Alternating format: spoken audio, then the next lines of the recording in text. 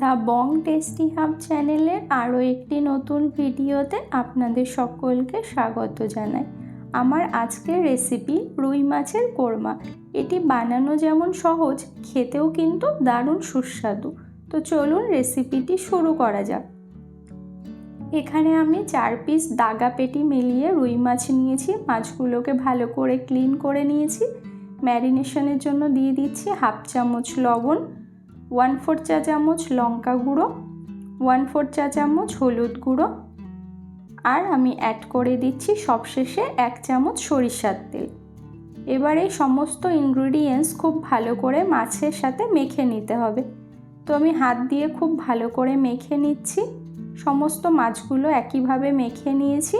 এবার এটাকে 10 থেকে 15 মিনিটের জন্য আমি রেখে দেব।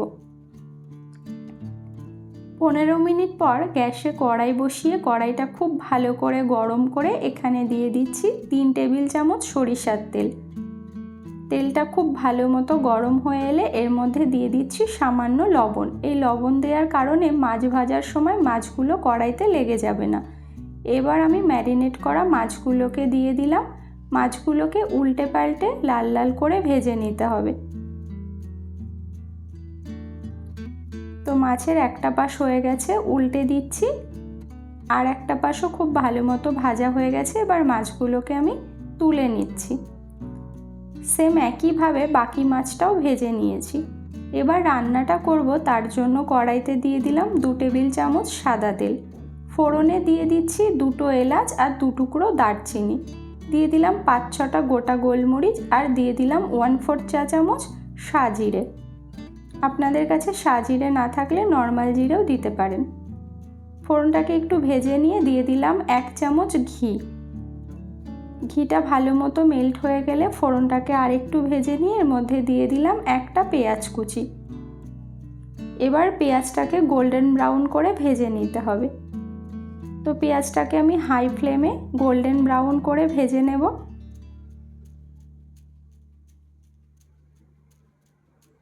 তো খুব ভালো করে আমি পেঁয়াজগুলোকে এখানে ভেজে নিয়েছি। দেখুন পেঁয়াজের কালারটা অলরেডি চেঞ্জ হয়ে গেছে।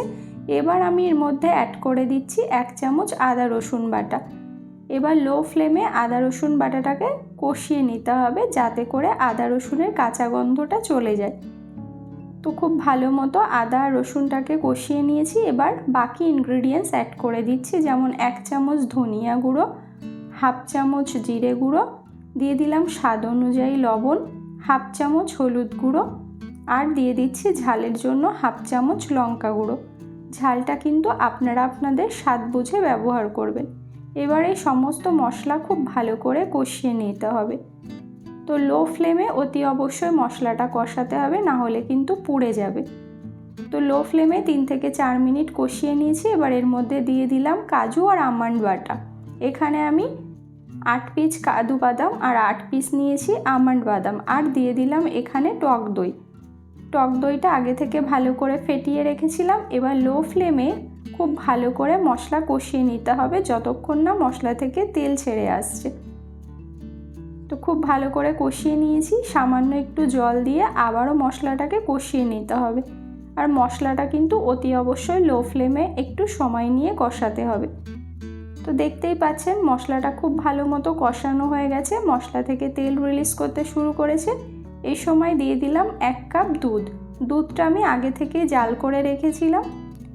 দুধটা দেওয়ার পরে খুব ভালো করে এখানে মিশিয়ে নিয়েছি। এবার ঝোলটা ফুটতে শুরু করেছে। ঝোলটাকে আমি 2 থেকে 3 মিনিট ভালো করে ফুটিয়ে নিয়েছি। এবার আমি এর মধ্যে ভেজে রাখা মাছগুলোকে অ্যাড করে দিচ্ছি।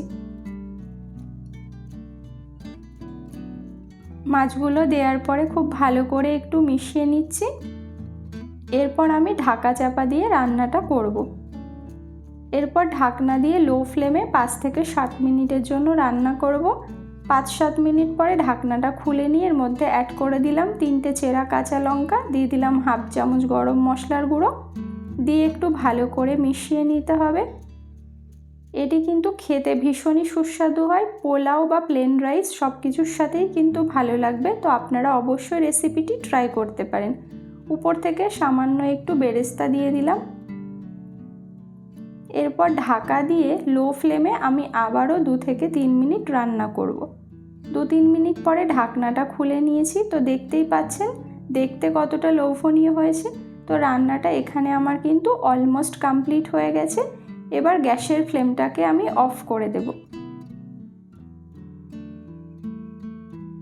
ফ্লেমটাকে অফ করে দিয়েছি। এবার আমি 5 মিনিটের জন্য ঢাকা দিয়ে স্ট্যান্ডিং টাইম দেব।